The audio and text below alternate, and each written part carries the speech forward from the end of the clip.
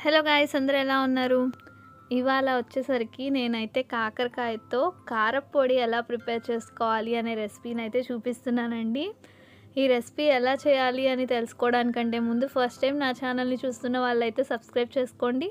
పక్కనే ఉన్న బెల్ సింబల్ని అయితే క్లిక్ చేయండి. అండ్ అలాగే వీడియో అయితే ఎక్కడ స్కిప్ చేయకుండా అయితే చూడండి. స్కిప్ చేయకుండా చూస్తే మీకు కూడా ఎలా ప్రిపేర్ చేసుకోవాలి అనేది అర్థమవుతుంది. అండ్ అలాగే వీడియో చాలామందికి షేర్ అవుతుంది. నేనైతే కాకరకాయ రెసిపీస్ తినలేక అల్లాడిపోతున్నాను. మా మమ్మీ అయితే పైన టెర్రస్ గార్డెన్ మెయింటైన్ చేస్తున్నాక 3 డేస్కో 4 డేస్కో ఒకసారి కాకరకాయలు వస్తానే ఉన్నాయి. వాటితో ఏదో ఒకటి చేస్తానే ఉంది. నేనైతే కాకరకాయ ఎక్కువ తినను కదా, సో నాకు అంత ఇంట్రెస్ట్ లేదు. ఇవాళ కూడా వద్దు, నాకు ఏం చేయొద్దు అని చెప్పాను. సరేలే, ఏడుస్తున్నావుగా, ఈసారి డిఫరెంట్గా చేసి చూపిస్తాను నీకు, కొత్త రెసిపీ, నువ్వే ఇష్టంగా తింటావని చెప్పింది. ఏదో చేసి తిలే అనుకున్నాను, కానీ కాకరకాయతో కారప్పొడి చేస్తున్నానని చెప్పింది. చేదు ఉంటుందేమో అంటే చేదు కూడా ఉండకుండా చేసి పెడతానని చెప్పింది. సరే అయితే రెసిపీని అయితే చూసేద్దాం. సరేలే, ఏదో ఒకటి చేసి పెట్టని చెప్పాను. కాకరకాయలు అన్నిటినీ నీట్గా తురిమేసుకుంది. ఎక్కడ పీల్ అయితే తీయలేదు. పీల్ తీయకుండానే అన్నిటినీ తురిమేసి అందులో ఉప్పు పసుపు వేసి బాగా కలిపేసింది. ఇలా ఉప్పు పసుపు వేసి కలపడం వల్ల మనకు అందులో ఉన్న చేదు అయితే పోతుంది. అండ్ వాటర్ ఎందుకు తీసామంటే వాటర్ కంటెంట్ ఎక్కువ ఉంటుంది కాబట్టి, మనం ఆ వాటర్ తీయకపోతే కనుక మనం పొడుము వేసేటప్పుడు వాటర్ వచ్చేసి మిక్సీ తిప్పేటప్పుడు ముద్ద ముద్దగా అయితే అయిపోతుంది. సో అందుకని వాటర్ని అయితే ఇలాగ మొత్తం ఒక గిన్నెలోకి అయితే పిండేసింది.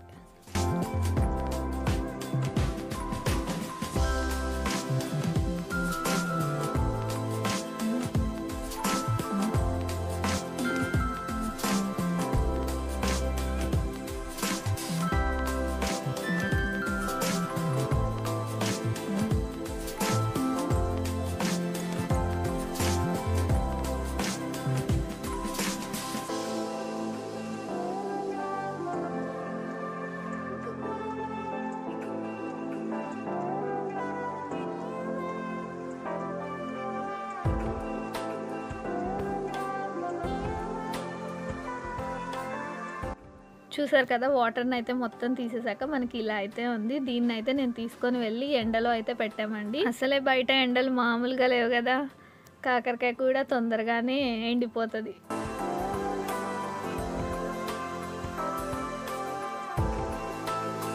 కాకరకాయ చూసారా ఎలా ఎండిపోయిందో? ఇలా ఎండిపోయేదాకా అయితే ఎండలో అయితే పెట్టుకోండి. ఒక రోజుకైతే సరిపోతుంది, మనకి ఇలా వచ్చేస్తుంది. అండ్ అలాగే అందులో ఏమేమి కావాలి అన్ని ఐటమ్స్ అయితే నేను ఇక్కడే పెట్టుంచాను. పల్లీలు, కందిపప్పు, పచ్చిపప్పు, జీరా, తెల్ల నువ్వులు, అండ్ అలాగే ధనియాలు, కరివేపాకు, వీటన్నిటిని అయితే వేయించుకోవాలండి. మేమైతే ఒకేసారి వేయించట్లేదు, అన్నీ వేటికి అవి సపరేట్గా వేస్తున్నాం, అన్నీ కలిపి కాకుండా. ఎందుకంటే ఒక్కొక్కటి తొందరగా వేగుతుంది, ఒక్కొక్కటి లేట్గా వేగుతుంది కదా.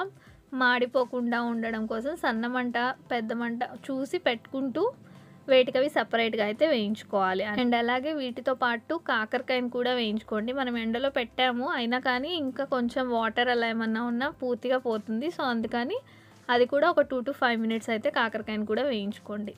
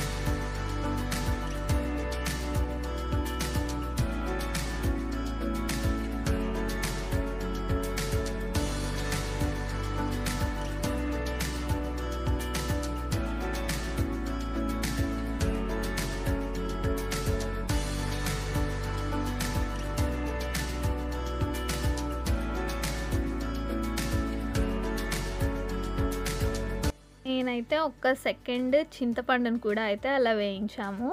వేయించిన తర్వాత ఇదిగోండి మనం వేయించి పెట్టుకున్న పల్లీలు, కందిపప్పు, ధనియాలు అన్నీ వేయించాం కదా, కరివేపాకు మొత్తం అన్నీ వేయించి పెట్టుకున్న వాటితో పాటు చిన్నెల్లిపాయలు యాడ్ చేసుకోండి. అలాగే కొన్ని శనగపప్పు, ఈ రెండింటిని అయితే యాడ్ చేసుకోండి. ఇవి వేయించాల్సిన అవసరం లేదు కాబట్టి నేను స్టార్టింగ్లో చూపించలేదు. ఇప్పుడు అవి కూడా వేసేసి మొత్తాన్ని అయితే గ్రైండ్ చేసుకోండి. బాగా మిక్సీ తిప్పండి. నేనైతే కాకరకాయ తప్ప అన్నీ వేసి మిక్సీ తిప్పాను. కాకరకాయని మాత్రం ఇదంతా మిక్సీ తిప్పిన తర్వాత లాస్ట్లో పౌడర్ చేసేసి అప్పుడు వీటిలో కలిపేశాను.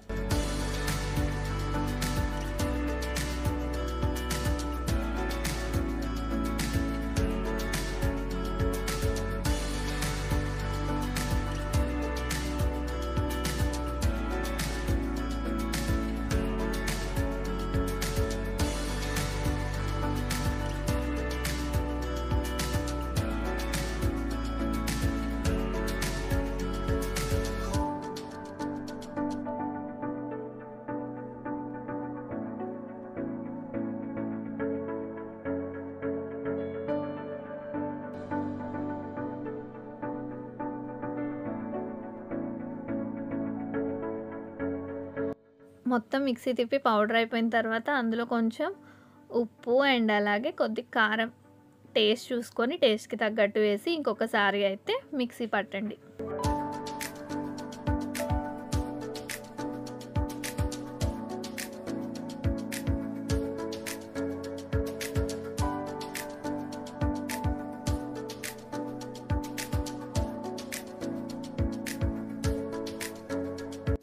చూసారు కదా మన కాకరకాయ రెసిపీని. చాలా టేస్ట్ అయితే చాలా బాగుందండి, అస్సలు చేదు లేదు. పిల్లలు ఎలాగూ కాకరకాయ విడిగా తినరు కదా, ఇలా మీరు కూడా కాకరకాయతో కారప్పొడి అయితే ప్రిపేర్ చేయండి. టేస్ట్ చాలా బాగుంది. మనం ఇది బ్రేక్ఫాస్ట్లో తినొచ్చు, ఇడ్లీ, దోశ, ఉప్మాల్లో అండ్ అలాగే లంచ్లో కూడా వేసుకొని తినొచ్చు. నెయ్యి వేసుకొని ఈ కాకరకాయ కారప్పొడి వేసుకొని తింటే చాలా బాగుంటుంది. మీరు కూడా ఈ రెసిపీ ఒకసారి ట్రై చేసి ఎలా ఉందో కామెంట్ చేయండి.